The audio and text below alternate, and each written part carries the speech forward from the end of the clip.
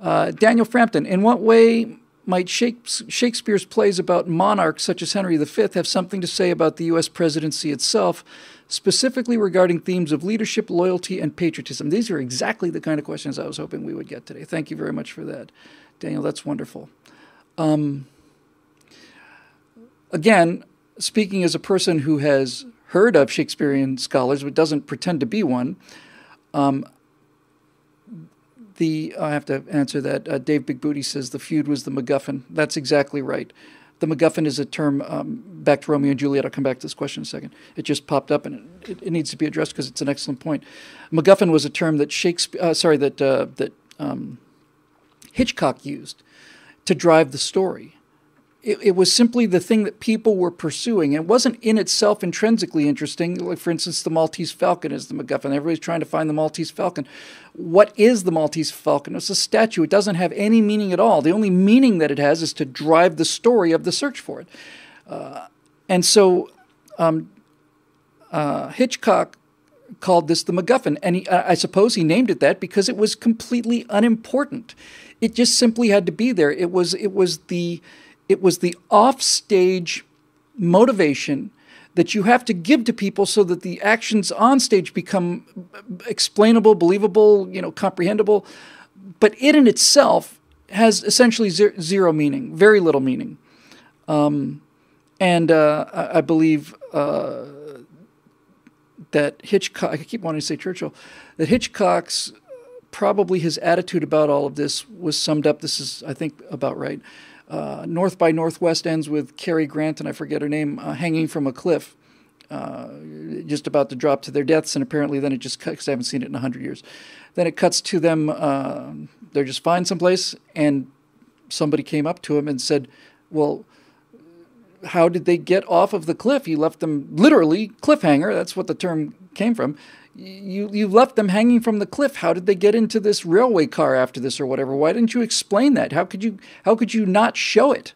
And Hitchcock turned to this fellow and just said, don't be droll, my dear boy. And it's the perfect answer, right? Don't be droll. Don't belabor a point. If you missed the point that badly, you're beneath an explanation of it. Don't make a mountain out of a storytelling molehill. So anyway, back to this question I like so much. So as I said, I'm not a Shakespeare scholar by any means, but I have read of them. It was on a train, thanks, David. But I do know that Shakespeare was writing during the time of Elizabeth I, and during that time, having your head remaining attached to your shoulders was a bit of a trick. There's some, and I'll get to this whole thing in a sort of a broader sense. Basically, in a nutshell, for the 100 years prior to Shakespeare starting his writing, or maybe even more, was a historical, ongoing, running British Civil War. The British Civil War was originally, is today recognized as the time when Oliver Cromwell executed Charles I, and for, 12 years or 11 or 14 or something, Britain didn't have a king. It had a commonwealth with Oliver Cromwell at the head of it. And that battle was called the British Civil War. But really, the British Civil War was earlier than that, and it involved these two families, the Yorks and the Lancashires, Lancasters. And each one of them in one of Shakespeare's plays, I think it was, I should know this, I just read it. Henry, one of the Henrys. In any event, the Lancasters had basically the Henry series of models, and the York family had basically the Richard series of models.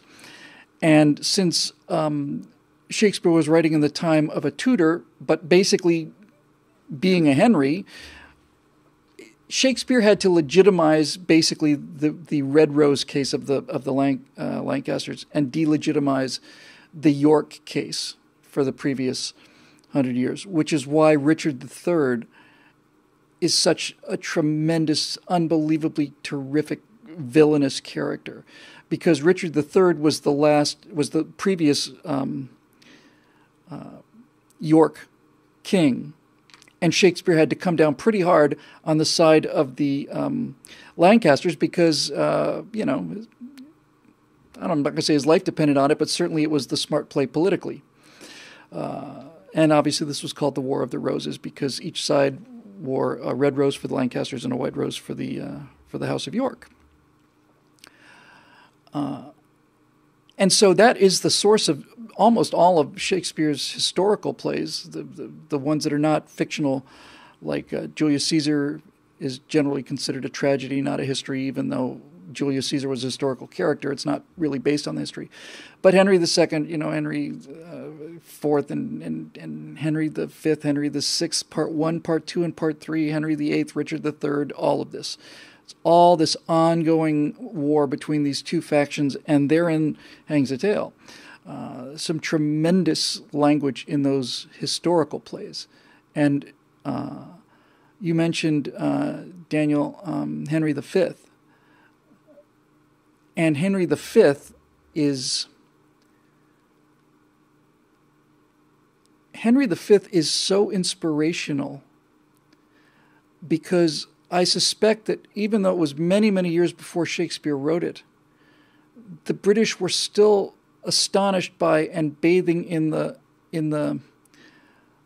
glow of Agincourt, which happened in, I want to say, 1416, something like that. I don't remember. It sounds right, but in any event, right around there. So here you have this small band of Englishmen led by this young king on this mission to conquer all of France with just a handful of guys who were sick with dysentery and barely alive, and the French bring out all of their nobility and all of their home field advantage, and thousands and thousands and thousands of armored knights, and the British longbowmen basically beat them.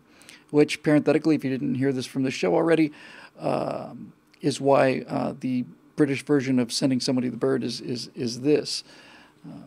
Churchill basically did this to the Germans, and he basically was making it very clear to all of his British subjects, not his subjects, rather his British fellow subjects, that basically he was saying a big F you to Hitler. And when people finally realized that this was a bit vulgar, Churchill turned it around and made it the V for victory. But that's not where it comes from. It comes from this. This is the English form of the middle finger.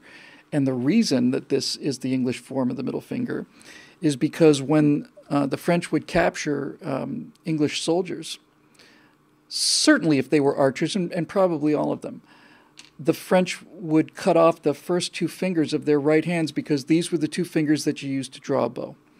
And basically, there were prisoner exchanges and hostages and all that stuff. But basically what the French did was, they cut off these first two fingers on British bowmen because they were so deadly. The British longbowmen were the revolution in military affairs. They were finally effective long-range weapons, and they won handily. And the French weren't so fond of that. So basically what a Brit is doing here, whether he knows it or not, is he's saying, I've still got my shooting fingers, you miserable son of a bitch.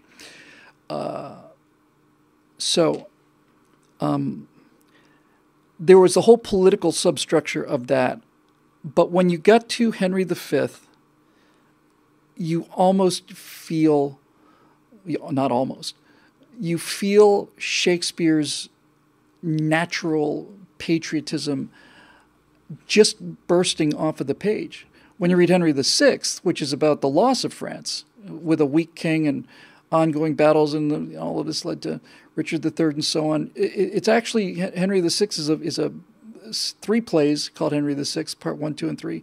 They're all about shame and dishonor and just sort of the hangdog sense of, our noble ancestor had basically become king of France as well as England, and now here we are and we barely can hold on to Calais. But Henry V was a real butt kicker. Henry V was Patton, and he was, Achilles, and he was Alexander, and he was all these great champions of the culture. He was Superman. I think you could probably make the case. He had accomplished so much with so little that when it's time to talk about Henry V, Shakespeare starts the play with the same kind of, I don't want to say kid glove treatment, but with the same kind of overall sort of setting up here's a faction. It's very Shakespearean. But when you get to the battlefield, you can just feel that he's just cut the brakes off. He's just rolling now. And you end up with the Henry V soliloquy, the Band of Brothers speech, which is, I think, the most motivational speech ever written. Far superior to anything in Lord of the Rings, although there's some good moments in there too. In Henry V, he realizes that the Battle of Agincourt is going to take place on St. Crispin's Day. Every day had a saint when you were a deeply religious Catholic country. And St. Crispin's Day was the day of the battle. And Henry V, at least in the play, I'm sure he did something like this in real life. He certainly didn't do anything like this around, because nobody had this language. Certainly Henry V didn't have this language. No other living human has had this language, I think. But what Shakespeare does is he realizes that on some level, Henry V must have had to basically give his team a pep talk, because they're looking out at being outnumbered 7-1 or whatever the number was, and they themselves were sick and poor and ragged, and not very many of them, and beat up and marching back and forth, and they're just looking at these panzer divisions, basically these mounted French knights in glistening armor, every one of them a prince of some kind or a duke or something, coming charging at them, and he realizes, if I don't buck these people up, we're going to break. And by the way, historically, most of the casualties that happened in edged weapon battles, swords and things like that, almost all of the major casualties happened after one side had broken. So you've got these two lines of people hacking at each other, but they got shields and armor up front, and it's a bloodbath, and sure enough. But when one side turned and ran, the enemy cavalry just skewered them like they were just, like marshmallows on a stick. They just run them down and just killed thousands of them. And so Henry realized not only does his political ambition depend on winning this battle, but certainly their lives, and so he took it seriously. So that was the historical stage, really, that Shakespeare set to work on. And I expect that it had much the same effect on his audience that the opening of Patton had, the movie with George C. Scott, which basically is the opening of this movie, which is a pretty realistic movie, certainly for its day. It still holds up extremely well. But the opening of Patton, written by Francis Ford Coppola, by the way, is utterly stylized. It's unlike anything else in the movie. It apparently is a stage, but it doesn't look like any stage you've ever seen. There's an American flag the size of a barn in perfect paint on the wall behind him. You see George C. Scott not coming in from the side, coming in from the wings, but basically coming up from behind the stage. He's got Patton's chrome helmet on and his jodhpurs and all this stuff that Patton himself designed his own uniforms, and walks out and gives that speech where basically he is telling his men the same thing that Henry V told his men, that all good leaders tell their men, whether they get recorded doing it or not.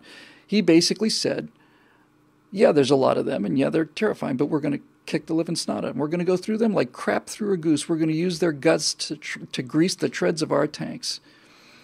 And actually, I never really thought about this before, but there's a lot of similarities between those two speeches. I'd be utterly astonished if Coppola wasn't drawing heavily. Actually, Patton made that speech. Coppola refined it quite a bit, but Patton made a speech very much along those lines.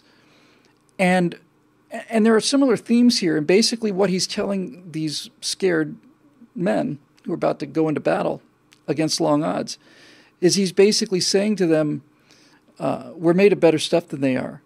And when this day is over, or when this war is over, you will have been proud to be here, and people that weren't here will be ashamed that they weren't here.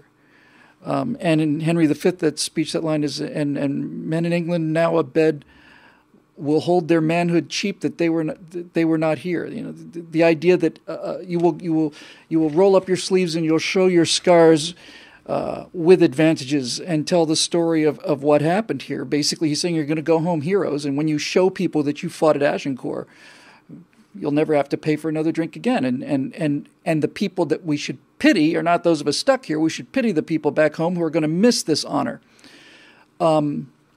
That's essentially what Patton says in the beginning of the Patton movie. He basically says, we don't retreat. We're going to be advancing all the time. We're going to grab the enemy by the nose and we're going to kick him in the ass. And we're going to kick the living hell out of him all the time. We're going to go through them like crap through a goose. And at the end of this, he says, he's so harsh and so, it's a very disciplinary speech. You know, I don't want to hear anything about retreat. I don't want to hear this or that or so on. And then it ends on a very personal note, which Henry V's speech does too. He says, I'm proud. One more thing, I'd be proud to lead you fine men into battle anywhere at any time. And I forget how he set it up, but basically one of the key lines in that speech is, instead of him saying, you know, people will hold their manhood cheap who were not here. Patton says, well, when this is over and your grandson is sitting on your knee and asking you what you did in the Great World War II, you won't have to say, well, son, I shoveled shit in Louisiana. And that's essentially exactly what Henry V is saying to his people. When this is over, those of you that survive are going to be envied by the people that were not here. And the beautiful thing about the Henry V speech is how the genius of Henry V, and I'm talking about Shakespeare's Henry V. I don't know much about the actual Henry V, although he really did conquer France with very few men. But in the play, he is soothing the fears of his men because there are so few, and people wanted to leave. Nobody wanted to be there. They all were sure they were going to be massacred. And that's certainly the way to bed, right? And what Henry's basically saying in that speech is, he starts off by saying, any man here who doesn't want to be here, we will give him his passport and we will pay for his travel. We would not die among men like that. If you want to go, go. And so immediately he sets up that warrior bonding that is so essential to success in any kind of military endeavor. He's basically saying, if you're a coward, then go. Not going to stop you. We're not going to shoot you if you decide you don't want to fight. You don't want to fight, then go home. Go home now. We'll pay for it. In fact, I'll lay out the gold and I'll get you on a nice boat, get you right home right away. So if you're one of those cowards, go. And nobody went. Shelby Foote was talking about this with the Civil War in his incredible book, The Civil War, but I think he mentioned this actually in the Ken Burns movie. I know he mentioned it in the movie. And basically what he was saying, he was talking about the nature of courage, and people who are not in combat, myself included, often wonder how people find the courage to go into battle, and especially those kinds of battles, edged weapon battles, which is essentially just a butcher shop of just hacking people's limbs off. How do people find the courage to go into that? And Shelby Foote was saying, when Robert E. Lee would ride up among his men on Traveler, this giant gray horse, Robert E. Lee was called the handsomest man in all of Christendom, and Robert E. Lee said, boys, I'm counting on you. Shelby Foote pointed out, and I think this is the essence of the whole thing, Shelby Foote pointed out that who had the courage to not go? Now it's back to peer pressure and social proof, right? I mean, he said everybody was scared. Nobody wanted to go into this battle. I seem to remember it was Sharpsburg or something like this, some horror, some nightmare. But Shelby Foote was saying, you may not have the physical courage for the battle, but who has the moral courage to basically say, well, you guys go and knock yourselves out because I'm getting out of here? He said it's almost nobody has that kind of courage. And Robert E. Lee knew that, and Patton knew it, and Henry V knew it, and all these great leaders know it. These military speeches, these moments of the pregame, the pregame speech, they seem to be built on the same model, and it makes perfect sense. The first thing you do is you say, anybody here who's a coward wants to go, go. What does that do? It basically forces these men to realize, well, I had my chance to go and now I'm here, so I guess I'm in it, and I might as well do my best to survive it. And if it turns out that you lose 10% or 5% or 3% or 20% of your people who say, okay, well, in that case, thanks very much, we're out of here, goodbye, have a good fight.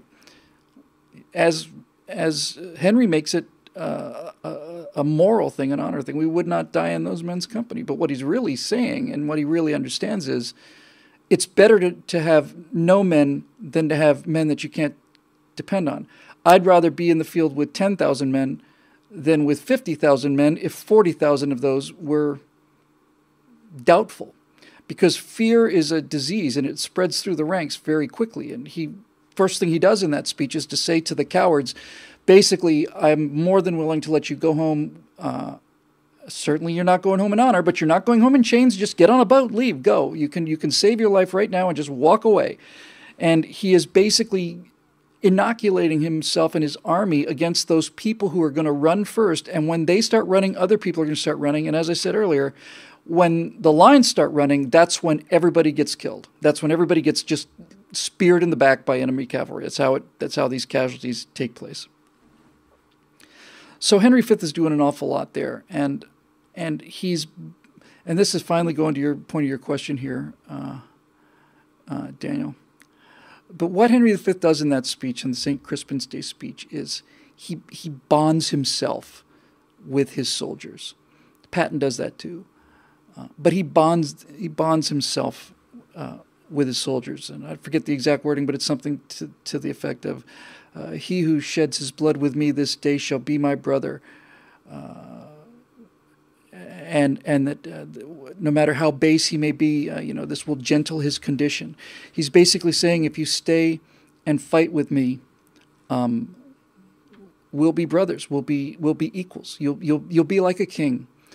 You'll be like a king to me. And how do you resist that? And ultimately, when it's all said and done,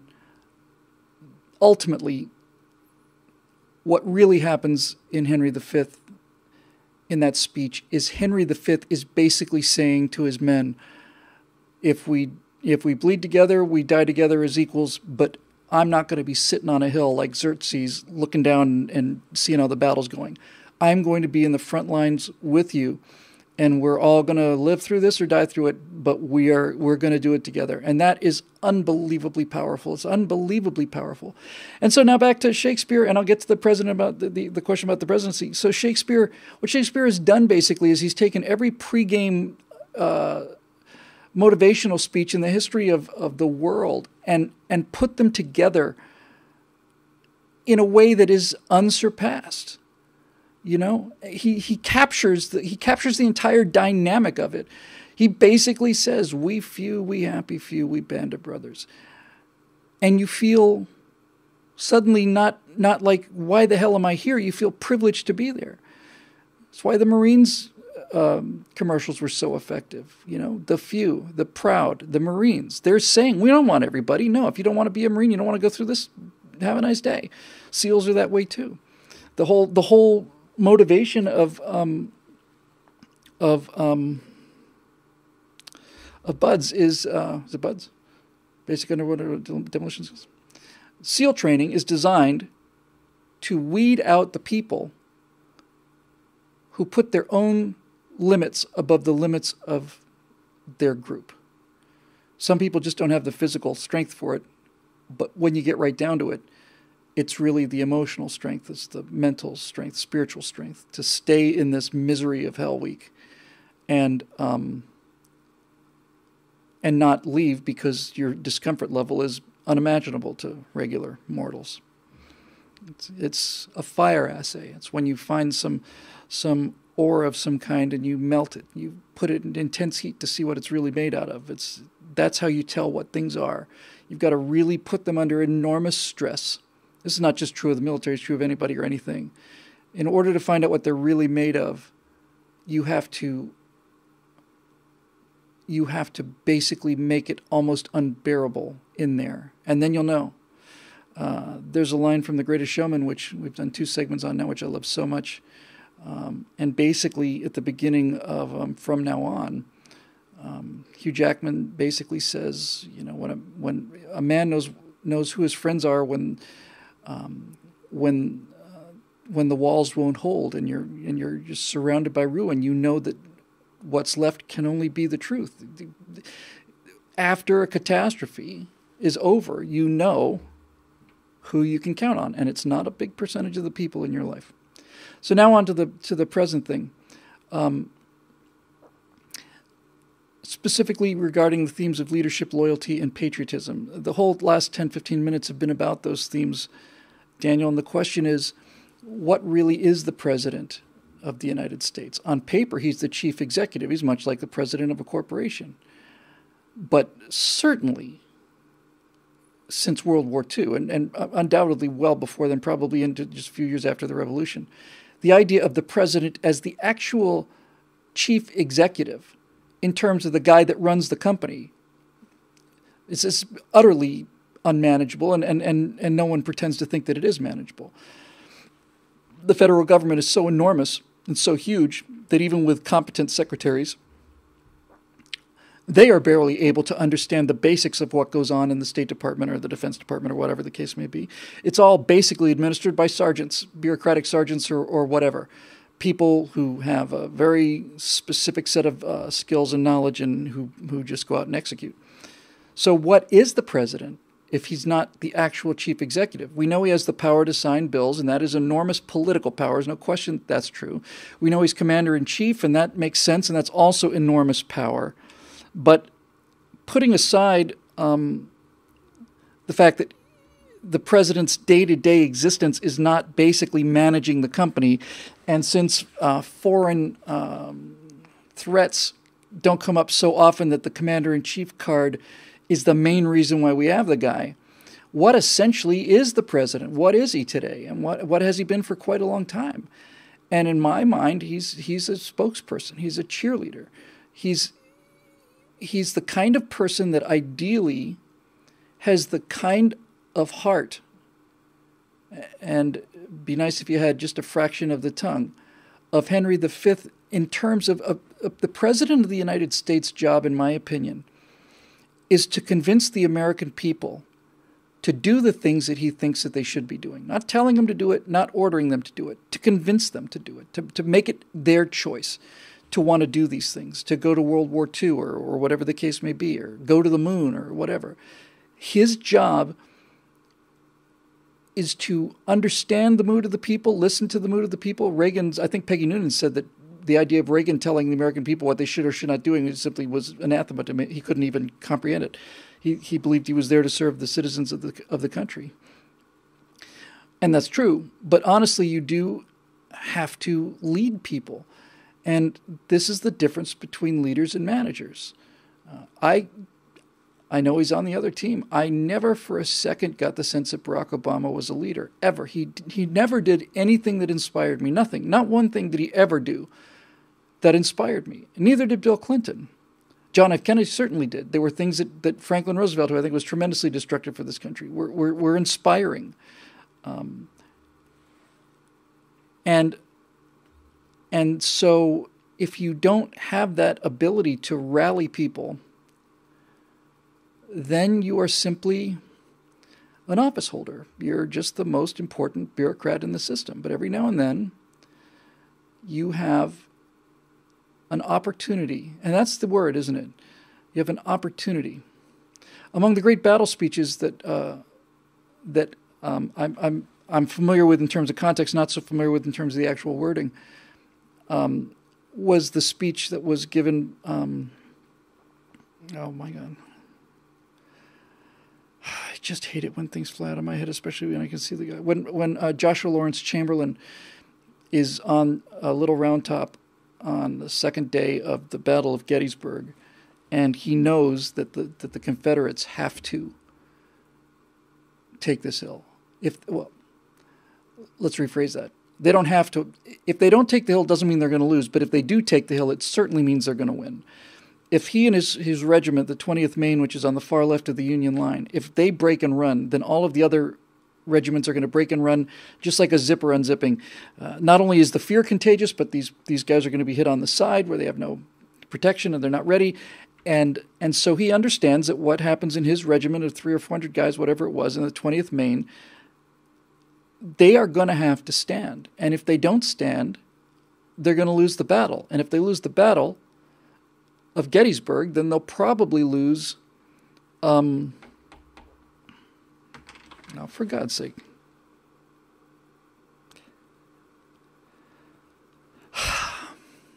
This drives me nuts. It's absolutely flown out of my head. It drives me barking mad when this happens. Harrisburg. I'll double check that.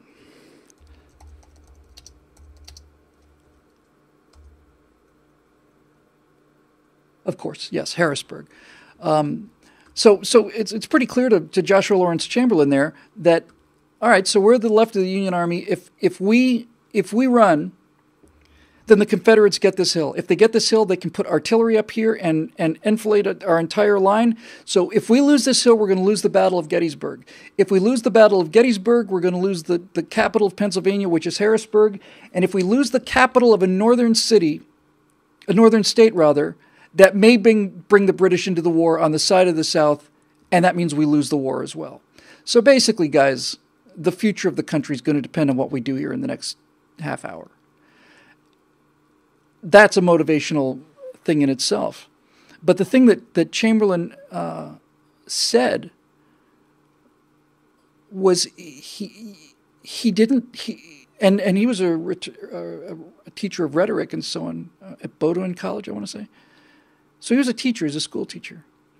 And I don't think he gave this much thought in advance. I think he just said what he felt. But basically he didn't say to them,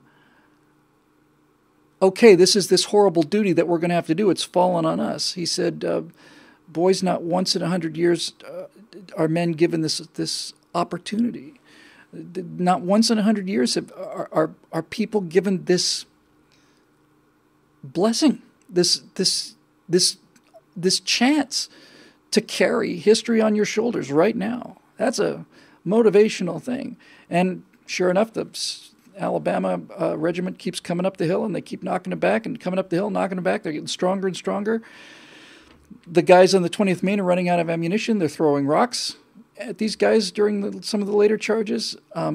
He basically kept close order, same way they did it at Rorke's Drift. They held their position, kept it tight. He built basically cranked the edge of the line around so that they could be defending against a flank attack. And his discipline and his relationship with his men, who are as human as anybody else, and there's a lot of running away during the Civil War. And the fact that he was standing there in the middle of all of it with his sword and his pistol gave these men the courage to withstand these horrific charges, led by very brave men in the Alabama regiment that was trying to take the hill. And then finally, when they were out of ammunition and they knew that that the next charge was coming and that they simply didn't have any more bullets to shoot at these guys, probably didn't have any more rocks to throw at them either, he had a choice. He could either surrender or he could stand there and fight these guys without ammunition and just wait to be shot down like dogs, or he could tell them to put the bayonets on their rifles if they hadn't already and charge. And that's what he did. He led a charge, and that charge so shocked these Alabamans who had been pretty badly abused by the Maine boys that they held the hill. They held the hill. They held the line. They held the line. They won the battle. They won the battle. They won the war. That was the high point of the Confederacy. So this is what Shakespeare does, is he captures these exceedingly complex behavioral interactions, powerful interactions. And that fear response, that fight or flight response is pretty deeply ingrained. I'm very happy that we've had so many remarkable men and women in our military who have made it possible for me to go through life without having to experience that myself. for which I still feel ashamed, to be honest with you. But when you're looking death in the face, it's very, very tempting to run away. And if you don't run away, it's going to be because you don't run away because you don't want to look bad in front of your friends. And if you're going to maintain your position as an effective fighting force, that means you have to do it the right way, which means you have to have either respect for this individual officer or for whatever. But basically, in these moments of great danger, of horrible, being horribly outnumbered, it's that leadership thing that comes through. Same thing was true, as I say, in Rorke's Drift. These two guys, Chard and Bromhead, were they lieutenants, I guess? One was an engineer, another one was known to be kind of a deaf and sort of a lunatic, and they were the JV team. The main British Army is out there at San Luana, and they're going to go out there and make the Zulu War over in a couple days, and they get completely wiped out, and you got a couple hundred guys at this hospital, basically, this little series of houses, and they've got an hour to prepare for the fact that 7,000 Zulus are coming their way with blood on their spears. And Chard and Bromhead just got to work. They just got to work. Here's our first position. We're going to stack these bags of grain here, these mealie bags. We're going to stack them here, make a little line here, and then we're going to have a fallback position here. We're going to be able to shorten our line enormously. We're going to hold them off as long as we can out there. And if they get to the point where they're overwhelming us, then we pull back to this more compact position, and we'll hold them here. And then inside of that, he built a little mini fortress out of these bags, and inside that he had a sort of a Sunday punch of riflemen who he kept hidden. And sure enough, the Zulus eventually came over the walls, burned down the hospital. They retreated to their interior position. More and more and more of them are coming. They hold the line at that interior position. These guys pop up over the top and open fire, and they survived. More Victoria Crosses, which is our Congressional Medal of Honor, were awarded that day than ever in the history of the British Empire. I don't know what the number was. I want to say it was 24 or something like that out of a contingent of 200 guys. So as an answer, a 45-minute answer to your question, Daniel, the President of the United States ideally should be capable of a speech that at least has the elements of Henry V's speech. At least have the elements of it. And those elements, as I said, are pretty consistent. Those of you that don't want to fight can leave. We need men now. We need heroes here now. And much more importantly than that, whatever happens to us is going to happen to me too. I'm going to be right here with all of you. I'm going to be right here in the front. We're all going up or down together. Nothing more demoralizing than watching your leader go running towards the hills or sit up on the top of the cliffs like Xerxes, while all of the Athenian generals and admirals were down there in the phalanxes or on the trimarines and living and dying with the rest of them.